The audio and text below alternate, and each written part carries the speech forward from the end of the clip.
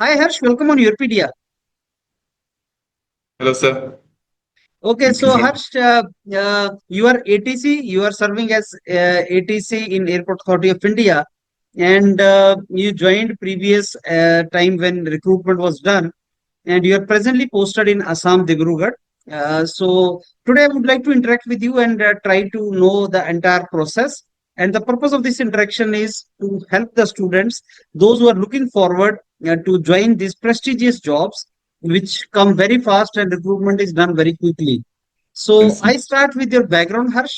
आप अपने बारे में हमें बताएं which part of India you are from and your qualification background. And before you joined ATC, what were you doing? What you have done?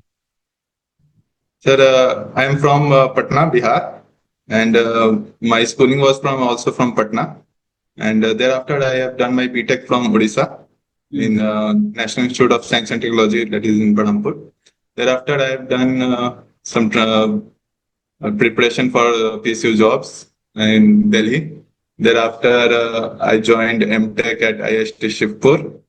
After completing that, the COVID started, and thereafter, this exam of ATC has come and I cleared through your PDF platform. So quite a journey from there after BTech. अच्छा आपका BTech कौन सी branch में हुआ है हर्ष विच background Electrical engineering, sir. electrical engineering so you said you were preparing for exams so you must have written gate exam and all exams. Yes, I have written. Yes. Okay, so why I'm asking this is because there are so many candidates who write GATE exam and उनका GATE में performance अच्छा नहीं आता है and they think that because we are not getting into GATE maybe we cannot get into other good jobs. मैं आपका view No, लूंगा. it's not like How was that. your GATE journey? How was your GATE journey? And is it linked with other exams also? I mean, Some exams which require technical papers like electrical background, hmm, so they require information and they require a background knowledge of some question like gate. But hmm, rest of the exam which general like ATC itself, like which arts, maths, physics, and reasoning aptitude, they are totally hmm, different. Anyone can crack, and just preparing for I think 6 to 7 months, even less than that, people can crack ATC exam. As these exams are also coming in bulk, so it's easy to crack these exams. अच्छा ये बताइए आप आपका GATE journey खुद का कैसा रहा था हर्ष? ठीक ही था सर एक्चुअली। जब इनिशियली जब मैंने मेडजी ज्वाइन किया था दिल्ली में, तब हम्म, उस समय कुछ प्रॉब्लम मतलब मई में मैंने ज्वाइन किया था और with in the period of 6 months they have covered all the courses. So self study के लिए टाइम थोड़ा कम मिलता था। फिर उसके बाद सेकेंड ईयर जब मैंने दिया था तो उतना अच्छा स्कोर नहीं है, मतलब I score I somewhat like 76 or 80 around I scored, but that year the paper of electrical was easy, I think. So the hmm, cutoff was very high and the cutoff for PSUs was very high. So I joined MTech at IST Shivpur. Okay. So thereafter COVID आ गया, फिर उसके बाद घर आ गया मैं। अच्छा आपने MTech complete किया छोड़ दिया? नहीं सर, एमटेक चूंकि कोविड के चलते ऑनलाइन ही चल रहा था तो ऑनलाइन में ही कंप्लीट हुआ। जो फाइनल जो पेपर सबमिट करना था वो ऑनलाइन ही सारा हुआ। मतलब ऐसे प्रोजेक्ट हमारा था, फिजिकल हमें बनाना था, लेकिन चूंकि कोविड आ गया तो ऑनलाइन पेपर ही सबमिट करके कंप्लीट हुआ। अच्छा आपने एटीसी का एग्जाम कितनी बार लिखा है? How many times? Single time से। एक ही बार लिखा और आपका हो गया. हाँ, लेकिन एक्चुअली उसके इसको पहले भी आया होगा लेकिन मुझे पता नहीं था तो मैं दे नहीं पाया। तो ये आपने एग्जाम 2023 वाला दिया था? जी टू सर। 2023. अच्छा अभी हर्ष अगर हम पैटर्न देखें इसका एग्जाम्स का एटीसी का तो 2018 में, 15 में, फिर 20 में आया, फिर ये 22 में आया, फिर 23 में आया, फिर 24 में नहीं आया, 22 में 2 बार आया. तो ये कैसे डिसाइड होता है कि how many number of times per year, या पिछले साल तो हुआ ही नहीं, और नंबर ऑफ सीट्स ये कैसे डिसाइड होता है? एक्चुअली सर जैसे नंबर ऑफ एयरपोर्ट्स दिन पे दिन बढ़ रहे हैं, ठीक है, तो हम्म, बहुत सारे एयरपोर्ट्स पे अभी भी शॉर्टेज है। मुंबई हम्म, हो गया, चेन्नई हो गया, दिल्ली हो गया। इवन यहाँ 500 कंट्रोलर्स हैं फिर भी शॉर्टेज रहता है क्योंकि ट्रैफिक बहुत ज्यादा बढ़ रहा है। जैसे अभी आपने सुना होगा इंडिगो ने भी और एयर इंडिया ने भी बल्क में एयरक्राफ्ट का परचेज ऑर्डर दिया है। तो वो ट्रैफिक जब इंडिया में आएगा तो कंट्रोलर्स उसी हिसाब से चाहिए। और एज पर डीजीसीए हमें वॉच आवर ड्यूटी लिमिटेशन होता है कि चैनल 1-2 घंटे से ज्यादा हम ले नहीं सकते हैं। तो वो भी हमें देखना है, पर वीक कितना आवर्स है, वो उससे ज्यादा ड्यूटी नहीं कर सकते हैं। तो ये सब चीज को मैनेज करने के लिए और इंटरनेशनल जो गाइडलाइंस है ICAO के, वो गाइडलाइंस फॉलो करने के लिए तो नंबर ऑफ कंट्रोलर्स इंक्रीज करना जरूरी है। अब होता यह है कि मिनिस्ट्री लेवल पे या जो फाइनेंस मिनिस्ट्री से जो बजट्स आता है उस हिसाब से, तो किसी साल ज्यादा रिक्रूटमेंट हो गया है, किसी साल नहीं हुआ। लेकिन with the course of time ये प्रोसेस अभी चलेगा, क्योंकि अभी भी कंट्रोलर्स की बहुत कमी है। क्योंकि बहुत सारे एयरपोर्ट, जैसे बड़े एयरपोर्ट, टर्मिनल बिल्डिंग्स जो है भले प्राइवेटाइज हो गए हैं, लेकिन ATC अभी भी वहाँ AI की ही है। तो ये प्रोसेस अभी चलना है बहुत। तो हम, मुझे लगता है अभी भी शायद अराउंड 1000 के आसपास कंट्रोलर्स चाहिए होंगे, मतलब सारे रिक्रूटमेंट होने के बाद भी। और इसका मतलब ये है कि ये एक रेगुलर रिक्रूटमेंट प्रोसेस रहेगा नेक्स्ट कपल ऑफ इयर्स के लिए। और स्टूडेंट जो तैयारी कर रहा है, सपोज उसका नहीं क्रैक हो पाता, तो he can always think of कि नहीं 6 महीने साल बाद दोबारा आएगा, हाँ हाँ, आई कैन बिल्कुल अगेन सर, क्रैक बिल्कुल। इट। एक्चुअली सर, जैसे बहुत सारे स्टेशन पे ना एग्जाम्पशन दिया हुआ गया है, DGCA से एग्जाम्पशन ले लिया जाता है कि अभी हम, चूंकि हमारे पास कंट्रोलर्स कम है, तो हम WTTL फॉलो नहीं कर पाएंगे। तो 6 महीने या 1 साल का ऐसे एग्जाम्पशन दिया जाता है, लेकिन उसको तो आपको with due course of time आपको उसको पूरा करना है ना। वो पूरा नहीं होगा तो फिर इंटरनेशनल जो ICAO गाइडलाइंस आता है उससे आप कंप्लाई नहीं कर पाओगे। तो इसलिए ये कंट्रोलर्स तो आपको रखने ही रखने, तो उसके लिए अच्छा रिक्रूटमेंट हर्ष, आते ही रहेंगे। Harsh, how this exam is different from other exams? जो कुछ चीजें हमें पता है कि इसमें फिजिक्स होता है, मैथ्स होता है, रीजनिंग है, इंग्लिश है, वो तो चीज है, टेक्निकल नहीं है, एंड हाँ इसमें बहुत टाइम भी नहीं मिलता। लेकिन आपके पर्सपेक्टिव में जानना चाहेंगे that how this exam is different from other exams, and इस एग्जाम की रिक्वायरमेंट्स क्या हैं? डिफरेंट इन द सेंस कि सर, मेरे ख्याल से बहुत बेसिक नॉलेज से आप ये एग्जाम क्रैक कर सकते हो। और मतलब ऐसा बहुत हाई फाई एग्जाम नहीं है जहां आपको बहुत फॉर्मूलाज और बहुत ज्यादा ये याद रखना है, या बहुत डीप। जैसे मेरा बैकग्राउंड इलेक्ट्रिकल था, तो मशीन्स और पावर सिस्टम और ये सब चीजें, बहुत ऐसा नहीं है कि बहुत ज्यादा आपको डीप में नॉलेज होना चाहिए, या क्वेश्चंस आपको बहुत ज्यादा घुमाएगा। या एप्टी रीजनिंग का भी क्वेश्चन मुझे नहीं लगता है कि बहुत वैसे, मतलब जब मैंने दिया था उसके बाद तो मुझे नहीं पता। तो ऐसा नहीं था कि बहुत ज्यादा घुमाने वाला क्वेश्चन है, जैसे आई थिंक बैंकिंग में जो क्वेश्चंस रहते हैं थोड़ा ज्यादा टिपिकल रहते हैं, यस। मतलब एप्टी रीजनिंग में भी। तो वैसा क्वेश्चंस नहीं रहते हैं, जनरल क्वेश्चंस ही रहते हैं। आप मतलब नॉर्मली भी आप प्रैक्टिस करोगे, टेस्ट पेपर्स लगाओगे, तो आपका आराम से निकल सकता है ये। जैसे गेट का एग्जाम देखा तो उसमें डिफिकल्ट क्वेश्चंस भी आते हैं, ये हाँ। बैंकिंग में जैसे आपने बताया एप्टीट्यूड में डिफिकल्ट क्वेश्चंस आते हैं, but when we hmm, come to ATC airport authority exam, even hmm. Physics, student think that physics is to the level of JE and all, but it is very basic physics, formula नहीं, based.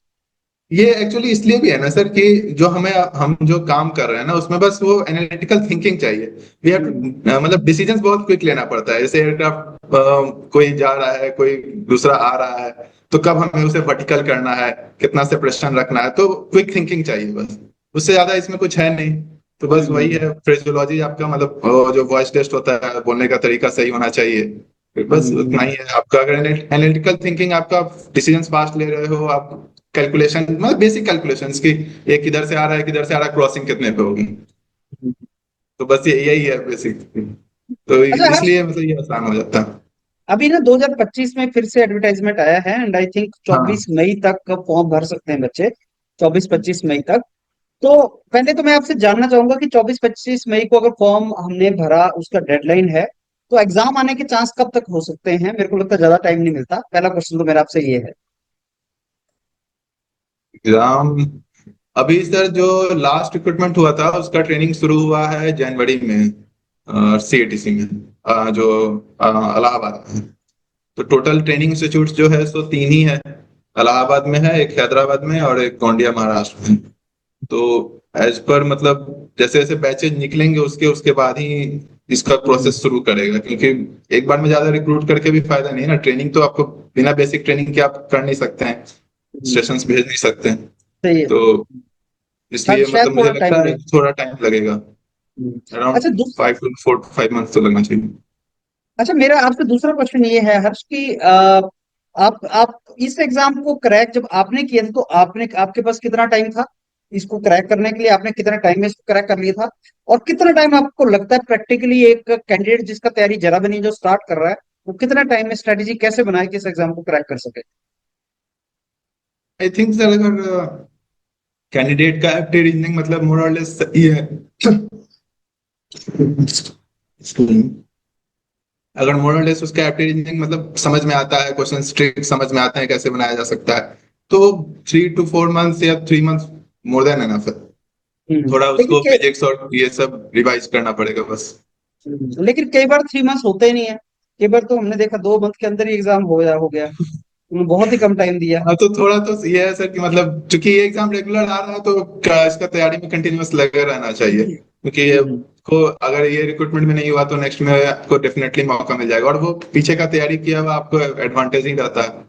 हम्म। अच्छा, तो इसमें हर्ष जो सारे के सारे component है उसका स्ट्रेटेजी कैसे बनाया जा सकता है? इसमें फिजिक्स भी है, मैथ्स भी है, रीजनिंग भी है, इंग्लिश भी है, सब कुछ है इसमें। कैसे स्ट्रेटेजी बन सकता है इसका?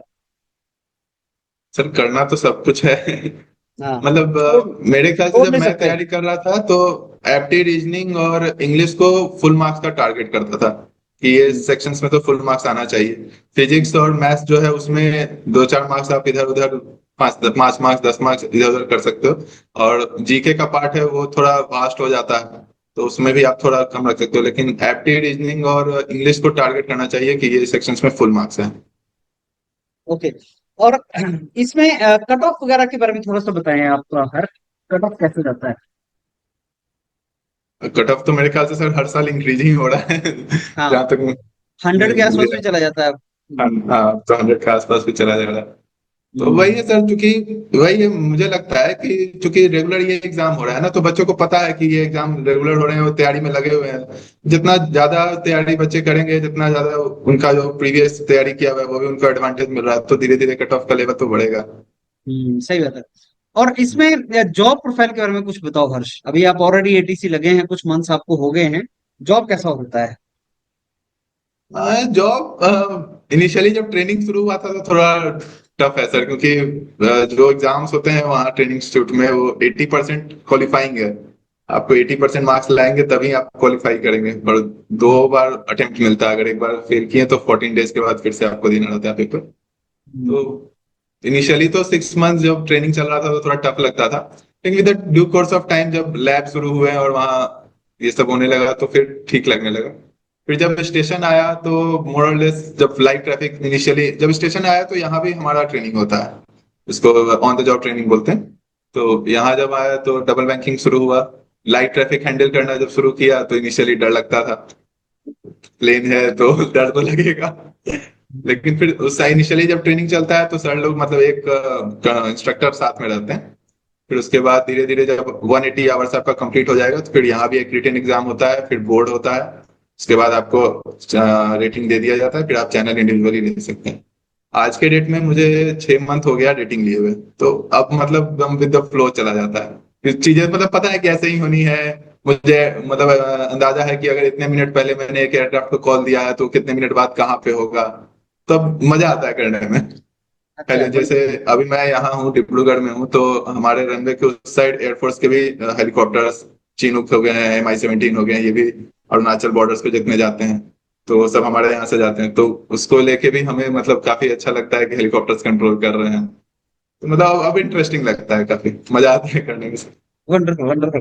अच्छा, इसमें ग्रोथ अपॉर्चुनिटीज कैसे होती हैं? जैसे आप नेक्स्ट कहाँ पे क्या प्रमोशन देखते हैं एटीसी के बाद, और क्या हो? आ, जैसे अभी तो जेई ज्वाइन किया हूँ तो 3 इयर्स में एएम का पोस्ट अगर नहीं भी मिलता है तो ग्रेड पे तो मिल ही जाता है। लेकिन जैसे हमारा एक गिल्ड है यहाँ, एटीसी गिल्ड है ऑल ओवर इंडिया का, तो वो कंटिन्यूअसली इस मतलब लगे रहती हैं मैनेजमेंट के साथ कि मतलब promotion with due course of time हर 3 साल पे एक एक प्रमोशन हो ही जाए up to the level of manager, more और लेस आसानी से मिल जाना चाहिए। उसके ऊपर का थोड़ा फिर सीनियर मैनेजर और एजीएम टीजीएम में थोड़ा होता है।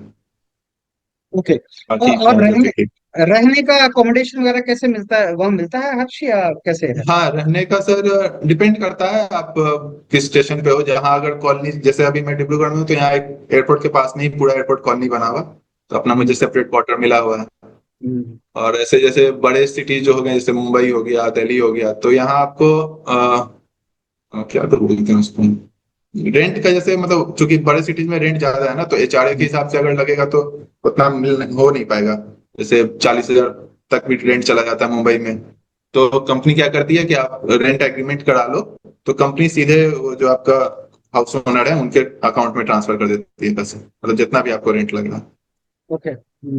ओके, तो ये भी मतलब ठीक है। ओवरऑल ओवरऑल सारा अच्छा सेटल है मामला और बहुत अच्छा सब कुछ है। हाँ, अभी हम्म। रिसेंटली सर हमारा रेटिंग अलाउंस जो था वो भी रिवाइज हुआ है, और जो हम्म। जब मैंने ज्वाइन किया था तो जितना था उसका डबल हो गया अब। अरे गुड, मतलब अच्छा पैसा भी मिलता है। हाँ, अच्छा हो गया है। चलो, वेरी वंडरफुल। अच्छा हर्ष, वैसे तो मोर और लेस मेरे दिमाग में जितना था मैंने सब आपसे डिस्कस कर लिया है। और कोई चीज अगर छूट गई हो या और कोई मैसेज आप उन सब स्टूडेंट्स को देना चाहें जो एग्जाम लिखने वाले हैं। मैं यही कहूंगा कि किसी को भी अगर मतलब ये जॉब क्रैक करना है तो बहुत आसान है, बस 2-3 महीने का मतलब डेडिकेशन के साथ स्टडी चाहिए।